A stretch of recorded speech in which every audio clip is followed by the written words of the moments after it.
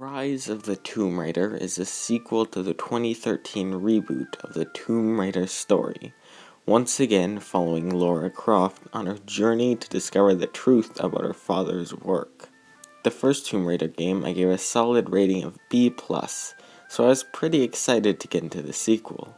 I did get the 20th anniversary edition, which means it included all the DLC as well as some extra bonuses.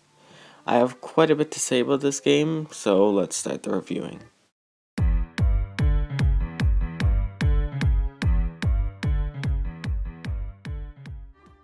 So in general, Rise of the Tomb Raider is considered to be superior to its predecessor. I feel like I should agree with this, and I kinda do, but whenever I look back on both games, I have a lot more positive thoughts towards the original. That may be for a number of reasons, but I think it really comes down to the Platinum Trophy. I got the Platinum Trophy for Rise of the Tomb Raider, and it was not very fun. That trophy took many hours and lots of annoying work, and I think it gave me a lot more time with the game and a lot more time to get bored and annoyed of its mechanics. I started to notice the flaws more and more as I played, which never really happened in the first game since I just played through it once and was done with it. But don't get me wrong, even though I wouldn't say I really enjoyed the experience of the Platinum Trophy, the rest of the game was still pretty good. Not a masterpiece like some people believe it is, but definitely an improvement over the first game, for the most part. To start it off, let's discuss the story. If there's one part that this game improves on, I would definitely say it's the story. Instead of Lara just trying to save her friends like in the first game, we actually learn a bit more about her character, her past, and her relationship with her father, one of the more interesting parts of the game.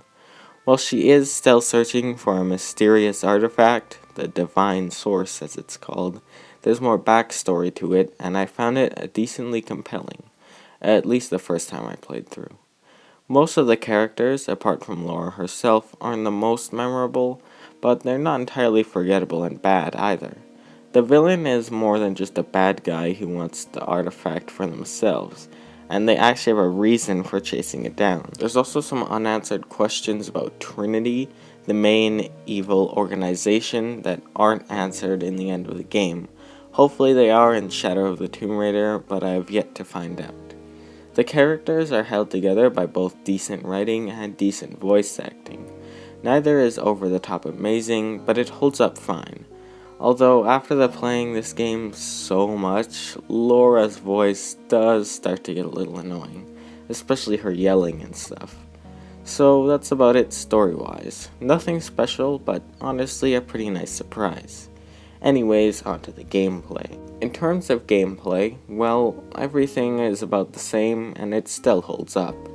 There's four main forms of gameplay present, either climbing and moving around a structure, simple puzzle rooms, combat encounters, and action set pieces.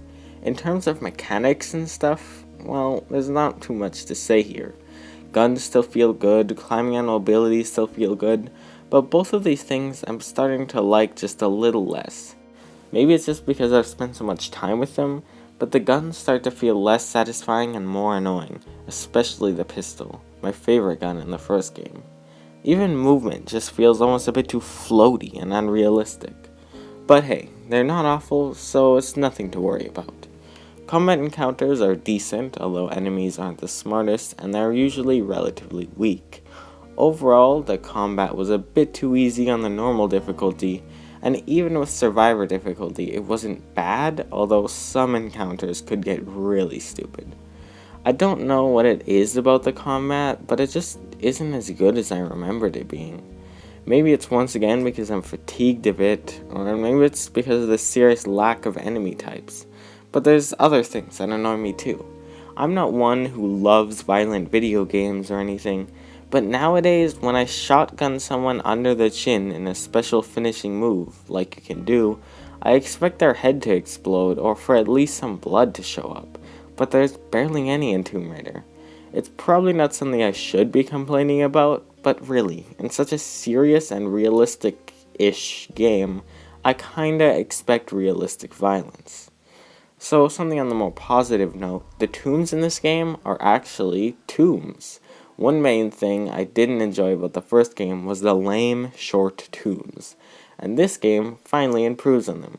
Tombs are large areas of the game with some actually intuitive and difficult puzzles set out for you to solve.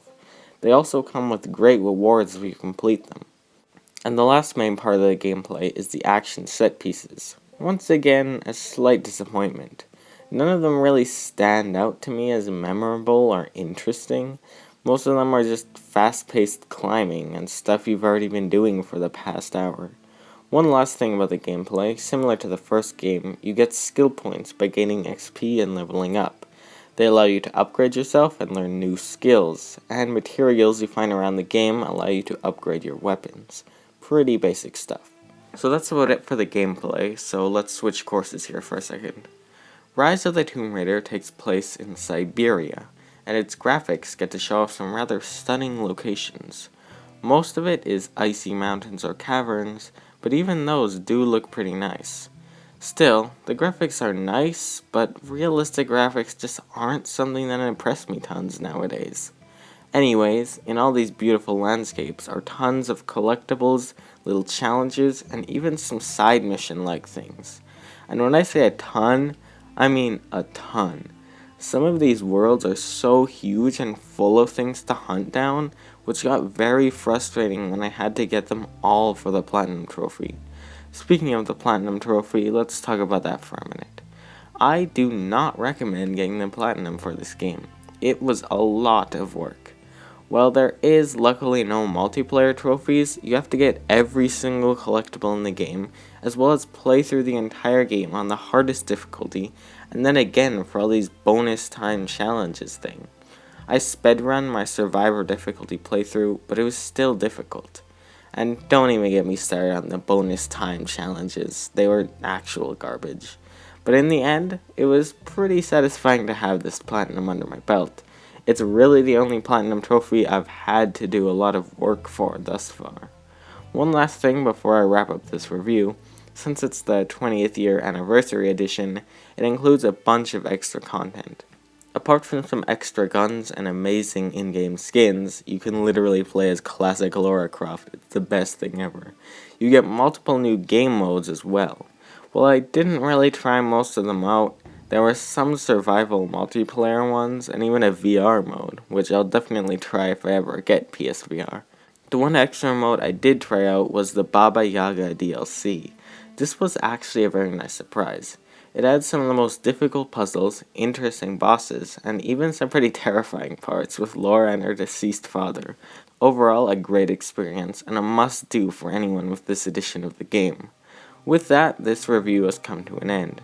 I would say Rise of the Tomb Raider is definitely a pretty good game, with lots of very good aspects, but as well as some pretty bad aspects. In most people's eyes, it exceeds the 2013 original, but I think it's a game that's really only meant to be played once, and then forgotten about until later. I'm going to give it a B, but my opinion is probably quite a bit flawed based on my fatigue from putting so much time into getting the Platinum Trophy. Well everyone, thanks for watching, and make sure to leave a like and subscribe if you enjoyed. I'll see you guys in another video. Thanks for watching.